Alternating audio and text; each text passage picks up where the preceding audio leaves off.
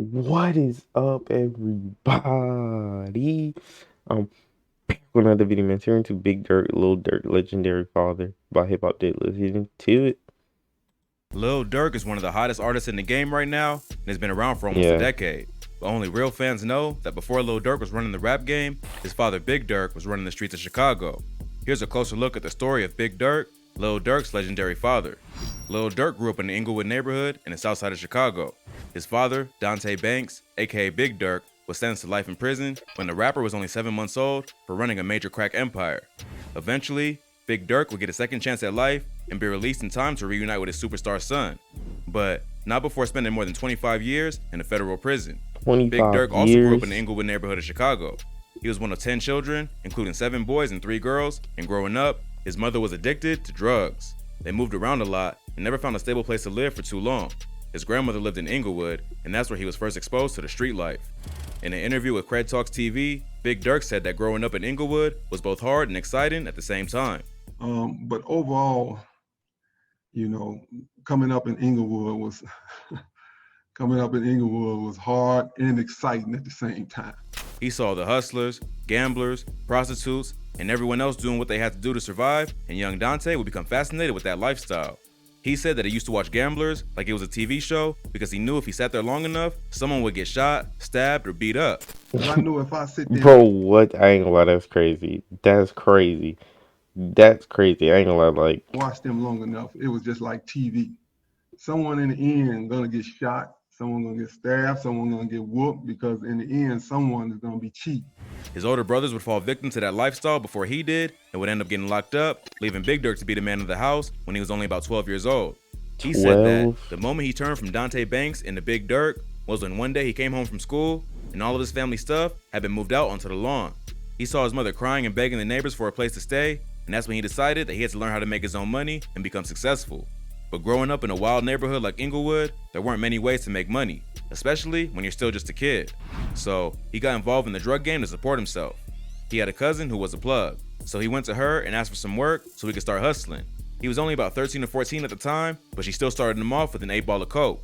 As he stood on the Bro, corner in the freezing 13 or 14 selling cocaine? Bro, Chicago different, bro. I ain't gonna lie, bro. Chicago got it, bro. Chicago different, bro. I ain't gonna lie, Chicago different. cold, trying to sell that 8 ball, he says that was the moment he transformed from Dante Banks into Big Durk. He attended Paul Robeson High School on 69th and Normal, but he only went to please his grandmother and just barely graduated. But high school was also where he started getting exposed to gang culture. He said that the school was mostly BD, but his neighborhood was primarily GDs. Plus, there were some black P Stones and Vice Lords on the outskirts. He ended up joining the GDs because they were the people he hung around the most. He was already in the streets hustling and had built a crew that was respected in the neighborhood. But after linking up with the GDs, Big Durk was able to bring his operation to a whole new level. He had so much influence in his neighborhood that he was selected to be the main shot caller for the area. This meant that he got to meet with the founder of the gang, Larry Hoover. The Gangsta Disciples were founded in the south side of Chicago in 1965 by Larry Hoover and David Barksdale. Hoover had a gang called the Supreme Gangsters, and Barksdale was one of the founders of the Black Disciples. They united in 1969 to form the Black Gangsta Disciple Nation, but eventually broke off from each other and formed 2 separate gangs, the Gangsta Disciples and the Black Disciples, who are now bitter enemies.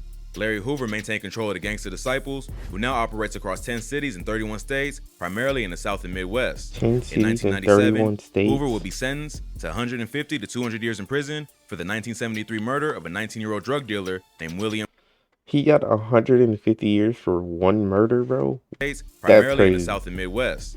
In 1997, Hoover will be sentenced to 150 to 200 years in prison for the 1973 murder of a 19-year-old drug dealer named William Pookie Young, also for his role as leader of the Gangsta Disciples. Oh, okay. The 44-year-old acknowledged leader of the Black Gangster Disciples has been in prison since 1973 for a drug-related murder.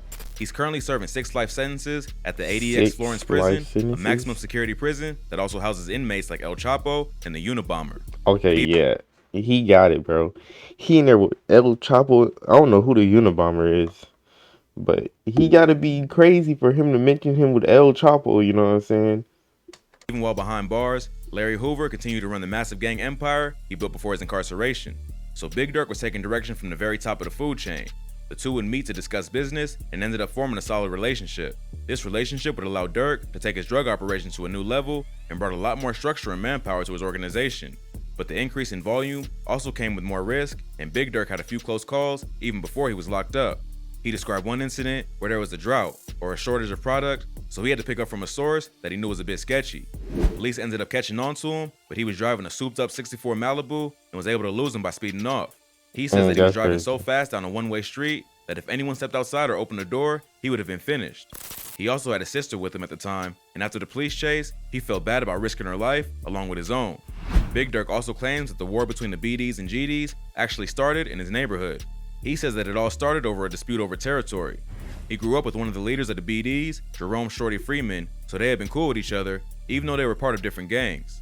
But eventually, it came time to divide up the neighborhood because of their affiliations, and the Freemans felt they were entitled to more territory than Big Durk and the GDs. They wouldn't negotiate when Big Durk and his people pushed back, and this is what sparked the deadly war that continues to this day. But despite all the violence and close calls with the police, Big Durk says that he never thought the money would ever stop because he was running an airtight operation. He said that he was on the streets 24/7, but the cops were only out there 8 hours a day. So there was no way they would ever catch up to him because he was always a step ahead. He thought that maybe he'd eventually retire from the game, but never thought he'd actually get caught. Despite his careful planning and hustler mentality, the police would eventually catch up with him. Big Durk would be arrested for distribution of cocaine and sentenced to life in prison in 1994. He was accused of being the primary organizer of a crack cocaine empire that lasted from the fall of 1991 to May of 93.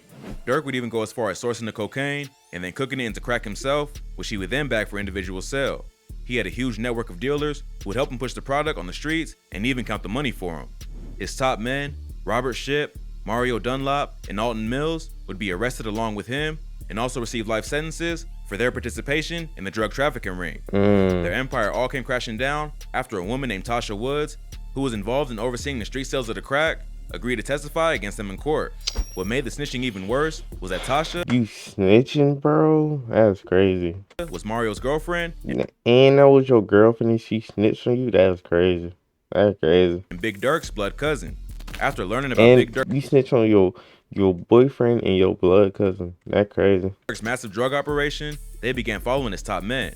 This eventually led them to get into a high-speed chase with Alton Mills, who allegedly threw half a kilo of coke out the window of his car. In addition to that, the police were able to intercept a phone call made by Big Durk on the day Mills was arrested, where he repeatedly asked if he had the candy. This phone call was enough for the feds to get a warrant to search a storage unit being rented by Big Durk in Lansing, Illinois, where they uncovered $1 million in cash and 10 kilos of cocaine. $1 million in cash? Boy, God. Boy, they was making bank, boy, on God. Durk and his associates were immediately arrested and were charged with 2 counts of knowingly and intentionally conspiring with others to possess cocaine with intent to distribute. At the time, the punishment for selling crack cocaine was way more severe than selling powder cocaine, so Big Durk was looking at a mandatory minimum of 30 years in prison. Authorities were able to learn even more about the scale of Big Durk's operation after 2 of his suppliers also snitched and testified at trial that they had delivered more than 85 kilos of cocaine to Big Durk between fall 1991 and May 1993. As a result, Bro, everybody the 2 just suppliers came together to snitch on him, bro. That's were crazy. handed sentences of 11 and a half years and 9 years, while Big Durk and his people were given life sentences. Lil Durk later suggested in interviews that the reason his father got such a harsh sentence is that they wanted him to flip on Larry Hoover, but he refused. Throughout his career, Lil Durk would praise his father for staying solid and not ratting his people out, even if it meant spending the rest of his life behind bars. So, Big Durk kept it solid and took the life sentence he was given at just 25 years old. Even the judge Yeah. I'm gonna keep it a stack, bro. I'm snitching. I ain't getting no you ain't giving me no license at 25 years old, bro. I'm gonna keep it a stack. I'm snitching. I'm gonna keep it a stack. I'm snitching. 25 years old, a license. I'm snitching, bro. judge said that he felt bad about handing down such a harsh sentence for a nonviolent drug crime, but in the early 90s, the feds were going hard trying to shut down crack dealers, so the judge was forced to go along with the mandatory minimums set by the law. Even Big Durk's girlfriend ended up getting sentenced to 10 years for her involvement in the operation. But while he was locked 10 up, he years? never abandoned his kids. Lil Durk has said in interviews that growing up, he wanted to be just like Oh my God, what's going on, bro? Whoa, what's happening, bro?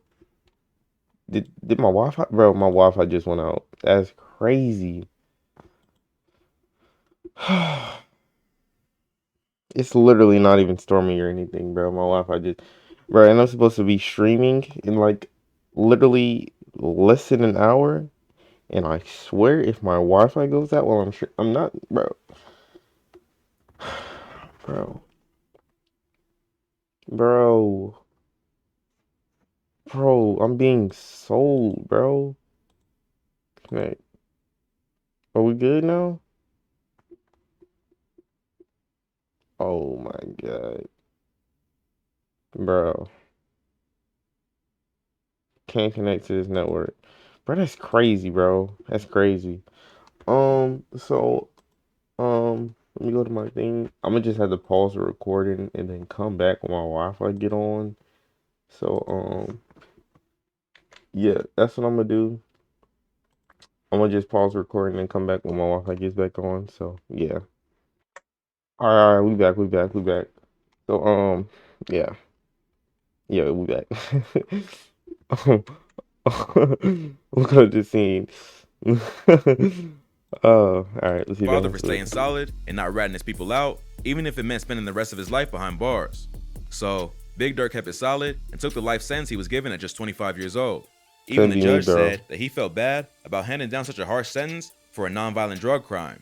But in the early 90s, the feds were going hard trying to shut down crack dealers. So the judge was forced to go along with the mandatory minimums set by the law. Even Big Durk's girlfriend ended up getting sentenced to 10 years for her involvement in the operation.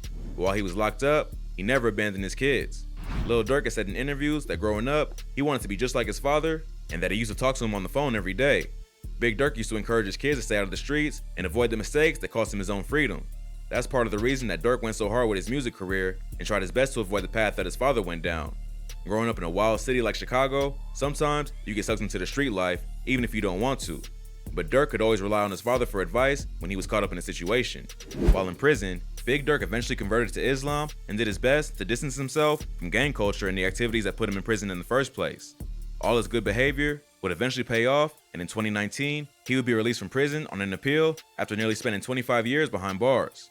On That's February 12, W. 2019, Lil Durk tweeted, "Big Durk home," letting the world know that his father was finally free from jail. That's He and his fire. sons would reunite for the first time outside the confines of a federal penitentiary and could finally enjoy all the success that had come from his son's music career. That's fire, Since bro. his release, Big Durk has stayed away from the spotlight and has instead dedicated his time to mentoring the youth as a life coach with Chicago CRED, a nonprofit aimed at reducing gun violence in the city through outreach, counseling, and mentorship. So Big Durk is taking a second chance at life he's been given and using it to do something positive. Even though he couldn't be there for his son physically because of his prison sentence, he still helped Lil Durk make it out of the streets of Chicago and become a rap star by teaching him the lessons he learned at the top of the drug game and how to avoid the fate that took That's his fire, freedom. bro. It seems to have worked because Lil Durk is now one of the hottest rappers in the game, W that, who was bro. recently credited with having more entries on the Billboard Hot 100 for this year than any other artist in Yeah, I music. did see that. Big Durk ran the He got streets like, so I that think Lil he got Durk like run 40 some spots on the Billboard 100, bro. Dirk been going crazy, bro. I ain't gonna lie, bro. Dirk T, on God, Dirk teed up. Dirk T. the music industry, and in the end, they were able to reunite and share all the success together. If you thought this video was crazy, be sure to check out our channel for more. From Chicago drill lyrics that actually happened to the criminal history Yeah, I of ain't Lil gonna lie. That Reese. video was crazy. 25, I mean, getting, what did he say, like 6 life sentences and what's the name, 25 years old? Yeah, I'm snitching, bro. So, you got it, bro. You got it. You know what I'm saying? But yeah, that's gonna be the end of this video, bro. You know what I'm saying? Like, comment, subscribe, we out, bro.